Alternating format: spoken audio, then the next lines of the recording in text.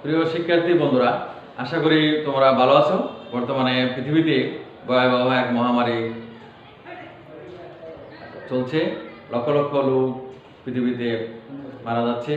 তাই আমরা মাস্ক পরব, সদা সতর্ক থাকব এবং আমরা জীবাণুনাশক হ্যান্ড স্যানিটাইজার ব্যবহার করব।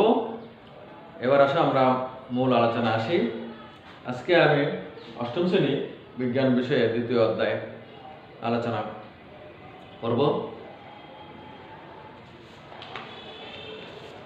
এবার আমরা দ্বিতীয় অধ্যায়ের জীবের বংশবৃদ্ধি ও বংশগতি নিয়ে আলোচনা করব।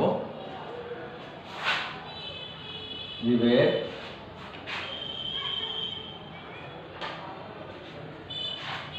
বংশবৃদ্ধি, জীবের বংশবৃদ্ধি ও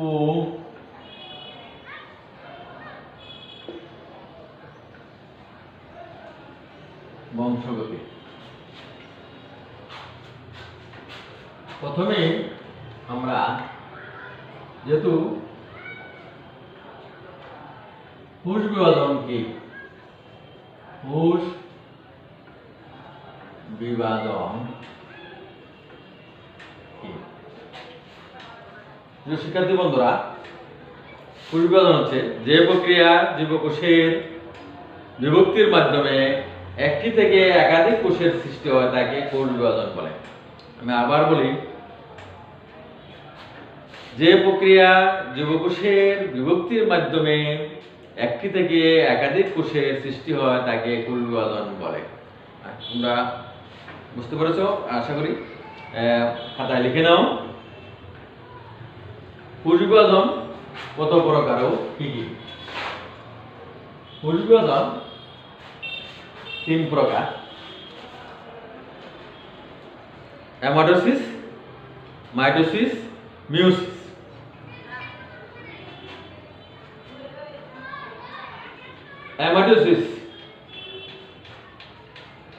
অ্যামাটোসিস কোষ বিভাজন, যে প্রক্রিয়া কোষ বিভাজনে নিউক্লিয়াসটি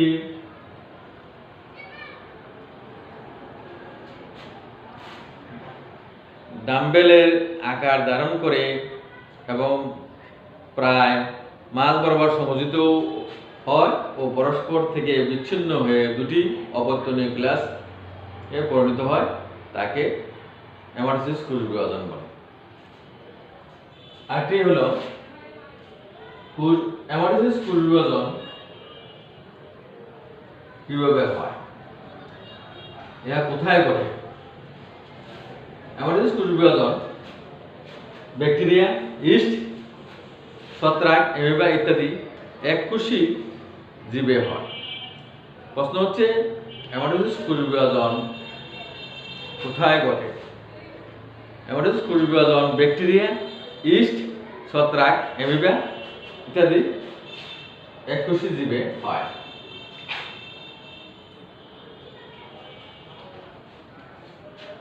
এবার আসো মাইটোসিস কি? যে প্রক্রিয়া একটি মাতৃকোষ নিউক্লিয়াস একবার বিভাজিত হয়ে সম-আকৃতির, সমগুণ সম্পন্ন, সমান সংখ্যক ক্রোমোজোম বিশিষ্ট দুটি অপত্য কোষের সৃষ্টি করে তাকে মাইটোসিস কোষ বিভাজন বলে। যে প্রক্রিয়া একটি জীবকোষ মাতৃকোষের নিউক্লিয়াস একবার বিভাজিত হয়ে সম-আকৃতির, সমগুণ সম্পন্ন, সমান সংখ্যক ক্রোমোজোম বিশিষ্ট দুটি অপত্য কোষের সৃষ্টি হয় তাকে মাইটোসিস কোষ বিভাজন বলে। মাইটোসিস কোষ বিভাজন কোথায় ঘটে? মাইটোসিস কোষ বিভাজন প্রকৃত নিউক্লিয়াসে যুক্ত জীবকোষে দেহকোষে ঘটে থাকে। মাইটোসিস কোষ বিভাজন প্রকৃত নিউক্লিয়াস যুক্ত জীবদেহের দেহকোষে ঘটে থাকে। মাইটোসিস, প্রশ্ন হচ্ছে মাইটোসিস কোষ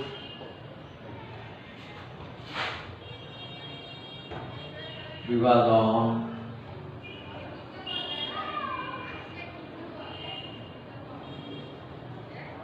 কোথায় ঘটে?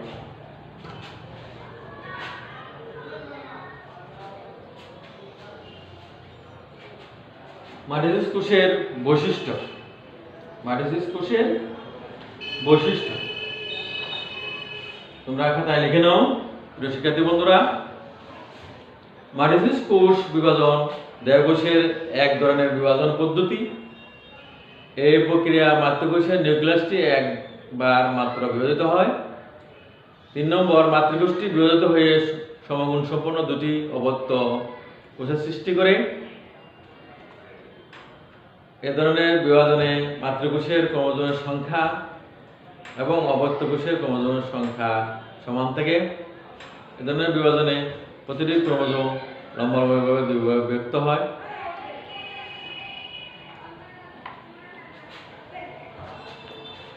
এলো মাইটোসিস কোষ বিভাজনের বৈশিষ্ট্য। এবার আসো মিয়োসিস কি। যে কোষ বিভাজনে মাতৃকোষের নিউক্লিয়াসটি পরপর দুইবার বিভাজিত হয়, কিন্তু ক্রোমোজোম একবার বিভক্ত হয়, তাকে বলে মিয়োসিস কোষ বিভাজন। প্রশ্ন থাকতে পারে, মিয়োসিসকে হ্রাসমূলক বিভাজন বলা হয় কেন? মিয়োসিসের কোষ বিভাজনে অবত্য কোষে ক্রোমোজোমের সংখ্যা অর্ধেক হয়ে যায়। বিভাজনে ক্রোমোজোমের সংখ্যা অর্ধেক হ্রাস পায় বলে এ ধরনের বিভাজনকে হ্রাসমূলক বিভাজন বলে। আরেকটি মাইটোসিস কোষ বিভাজনকে সমীকরণিক বিভাজন বলা হয় কেন? এটা হলো যে মাইটোসিস কোষ বিভাজনে মাতৃকোষের নিউক্লিয়াস একবার বিভাজিত হয়ে সম আকৃতি সমগুণ সম্পন্ন সমান ক্রোমোজোম সৃষ্টি করে, ফলে মাইটোসিসকে সমীকরণিক বিভাজন বলা হয়। কোন কোন কোষে মাইটোসিস বিভাজন ঘটে না? পরীক্ষা থাকতে পারে, কোন কোন কোষে মাইটোসিস বিভাজন ঘটে না? প্রাণীর স্নায়ুটিস্যুর স্নায়ু কোষে, স্তন্যপায়ী প্রাণীর পরিণত লোহিত রক্তকণিকা অনুচক্রিকা এবং উদ্ভিদের স্থায়ী টিস্যু কোষে এ ধরনের বিভাজন ঘটে না। এবার আসো প্রিয় শিক্ষার্থী বন্ধুরা,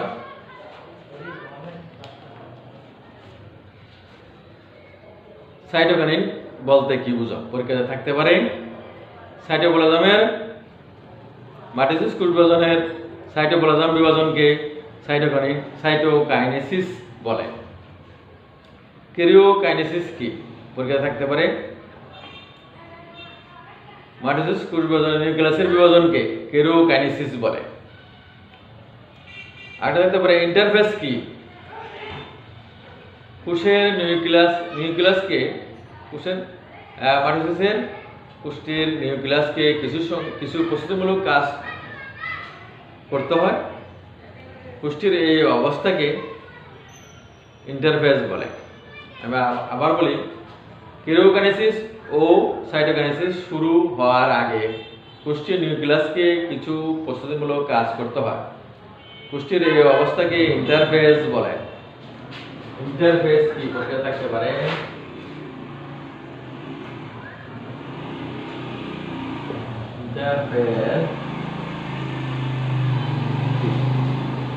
ইন্টারফেস কি?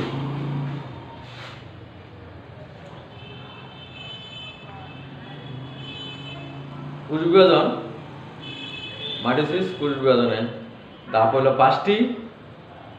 ধাপ হচ্ছে prophase, prometaphase, metaphase, anaphase, telophase.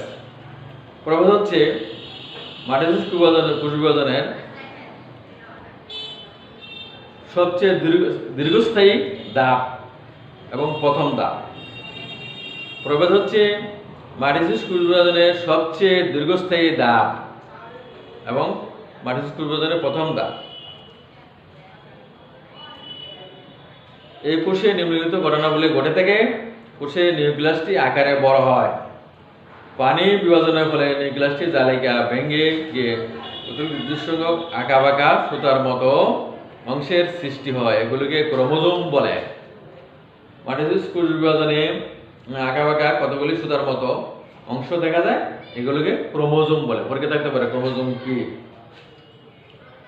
এবার আসো মাইটোসিস কোষ বিভাজনের দ্বিতীয় ধাপ,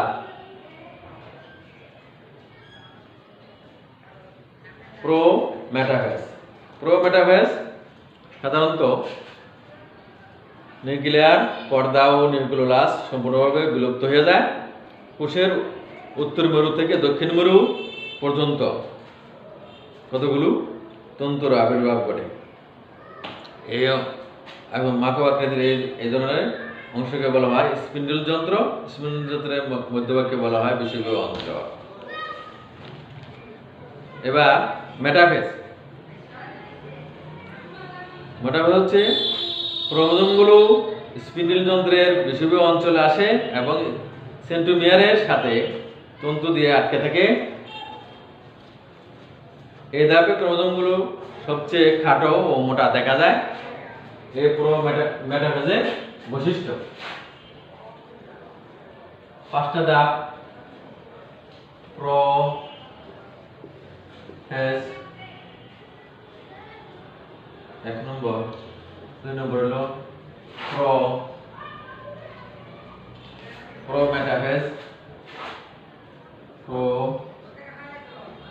প্রোমেটাফেজ 3 নম্বর হচ্ছে মেটাফেজ।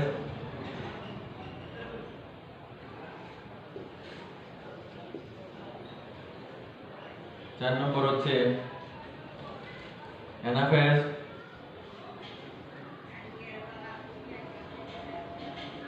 5 নম্বর টেলোফেজ।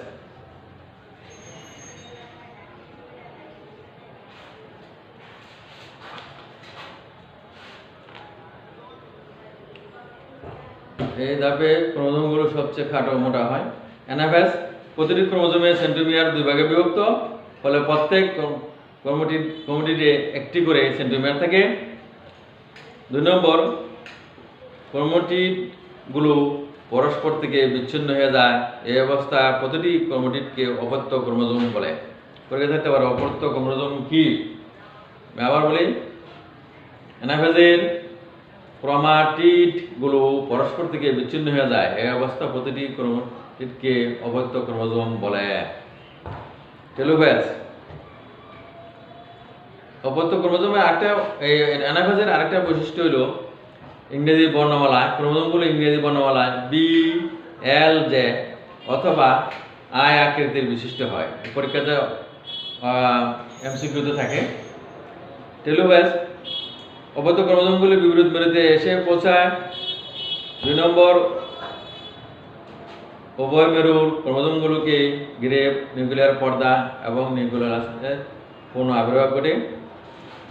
3 নম্বর বৈশিষ্ট্য হল টেলোফেজের এই অবস্থা ক্রোমোজোমগুলো সরু লম্বা আকার ধারণ করে এবং কেরিওকাইনেসের সমাপ্তি ঘটে। এই টেলোফেজের।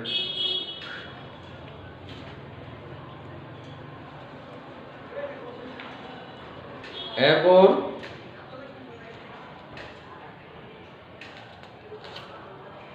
5 নম্বর হচ্ছে 5 নম্বর বৈশিষ্ট্য, সর্বশেষ বৈশিষ্ট্য হলো টেলোফেজ। মাইটোসিস ক্রোমোজোমের মাইটোসিস কোষ বিভাজনের সর্বশেষ ধাপ হলো টেলোফেজ। এরপরে আসো সাইটোকাইনেসিসটা আগে পড়লাম। সাইটোকাইনেসিস হচ্ছে মাইটোসিস কোষ বিভাজনের সাইটোপ্লাজমের বিভাজনকে সাইটোকাইনেসিস বলে।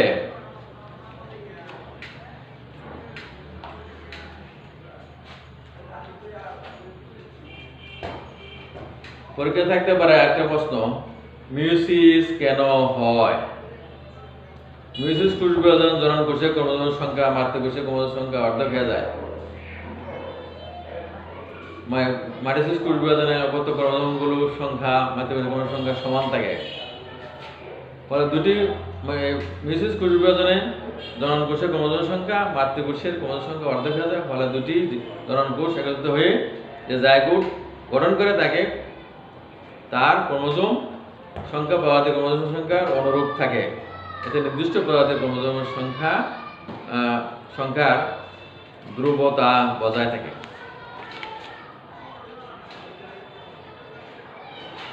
এরপরে প্রশ্ন থাকে যে জাইগোট কি?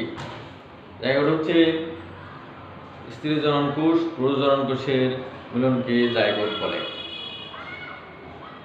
মিসেসের বৈশিষ্ট্য: ডিপ্লয়েড জীবের জনন মাতৃকোষ, হ্যাপ্লয়েড জীবের জাইগোটে মিসেস ঘটে। 2 নম্বর, এ ধরনের কোষ বিভাজনে একটি কোষ থেকে 4টি কোষ সৃষ্টি হয়। 3 নম্বর, ক্রোমোজোম একবার বিভক্ত হয়, নিউক্লিয়াস 2বার বিভক্ত হয়। 4 নম্বর, সৃষ্ট 4টি কোষের নিউক্লিয়াসের ক্রোমোজোমের সংখ্যা মাতৃকোষের নিউক্লিয়াসের ক্রোমোজোমের সংখ্যা অর্ধেক হয়। মিয়োসিস কোথায় ঘটে? মিয়োসিস কোষ বিভাজন প্রধানত জীবের জনন কোষ ঘটে থাকে, জীবের মাতৃজনন কোষে ঘটে থাকে। মিয়োসিস কোষ বিভাজন জীবের মাতৃজনন কোষে ঘটে থাকে।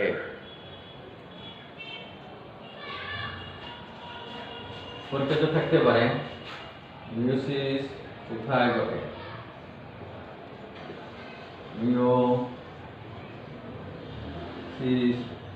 কোথায়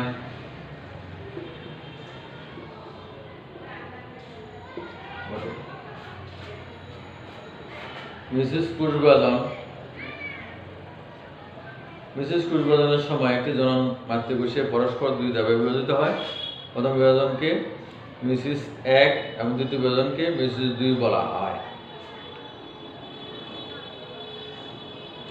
মিয়োসিস কোষ বিভাজনের নমুনা দেখায়।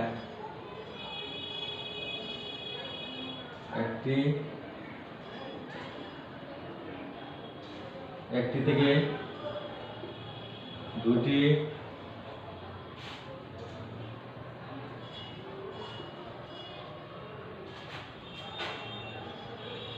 দুটি থেকে 4টি,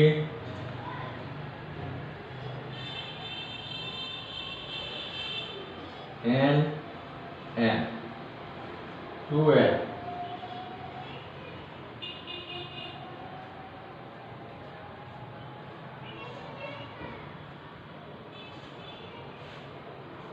এক, 2, 3, 4।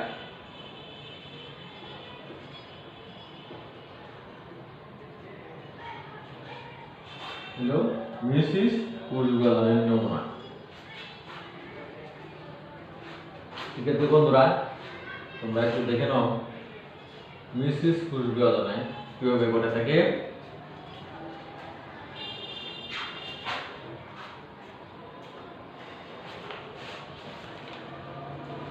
এবার আসো বংশগত জিনিসটা কি। মা বাবা কিছু কিছু বৈশিষ্ট্য সন্তানাদি পেয়েই থাকে। পিতা মাতার বৈশিষ্ট্যের যে প্রক্রিয়া সন্তানাদিতে সঞ্চারিত হয় তাকে বংশগতি বলে। আমি আবার বলি, মা বাবার কিছু কিছু বৈশিষ্ট্য সন্তানাদি পেয়েই থাকে। পিতা মাতার বৈশিষ্ট্যের যে প্রক্রিয়া সন্তানাদিতে সঞ্চারিত হয় তাকে বংশগতি বলে। বংশগতির আবিষ্কারক সম্পর্কে প্রথম ধারণা দেন গ্রেগর জোহান মেন্ডেল। এজন্য গ্রেগর মেন্ডেলকে বংশগতির জনক বলা হয়ে থাকে বা জিনতত্ত্বের জনক বলা হয়ে থাকে। আর ক্রোমোজোম তো আগে করেছি, নিউক্লিয়াসে অবস্থিত নির্দিষ্ট সংখ্যক সুতার মতো যে অংশগুলি জীবের বংশগত বৈশিষ্ট্য বহন করে তাকে ক্রোমোজোম বলে। এরপর ক্রোমোজোমের মধ্যে ডিএনএ আরএনএ আছে। আরএনএ ভূমিকা, ডিএনএ হচ্ছে ডিঅক্সি রাইবোনিউক্লিক অ্যাসিড, আরএনএ হচ্ছে রাইবোনিউক্লিক অ্যাসিড। ক্রোমোজোমের প্রধান উপাদান ডিএনএ।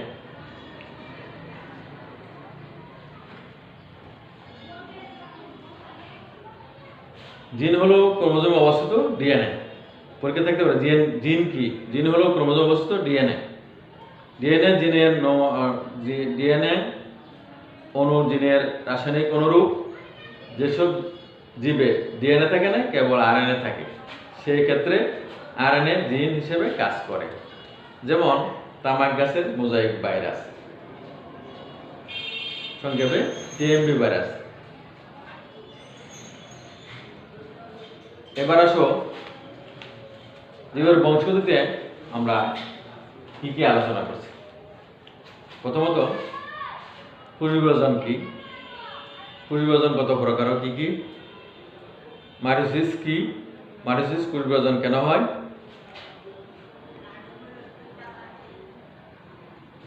হেমাটোসিস কি, হেমাটোসিস কোষ বিভাজন কেন হয়, মাইটোসিস কোষ বিভাজনের বৈশিষ্ট্য, মাইটোসিস কোষ বিভাজনকে সমীকরণিক বিভাজন বলা হয় কেন, মাইটোসিস কোষ বিভাজনের বৈশিষ্ট্য,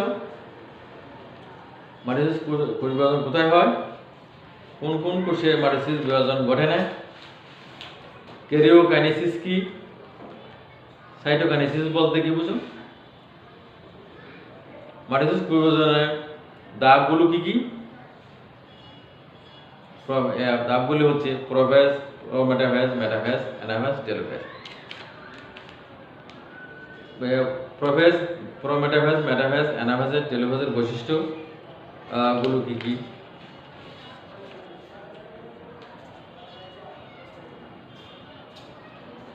মিয়োসিস কোষ বিভাজন কিভাবে ঘটে থাকে, বংশগতির ধারণা, ডিএনএ আরএনএ কি, ক্রোমোজোম বলতে কি বুঝো, ইত্যাদি। প্রিয় শিক্ষার্থী বন্ধুরা, তোমরা সবাই ভালো থাকো, সুস্থ থাকো এবং স্বাস্থ্যবিধি মেনে চলো।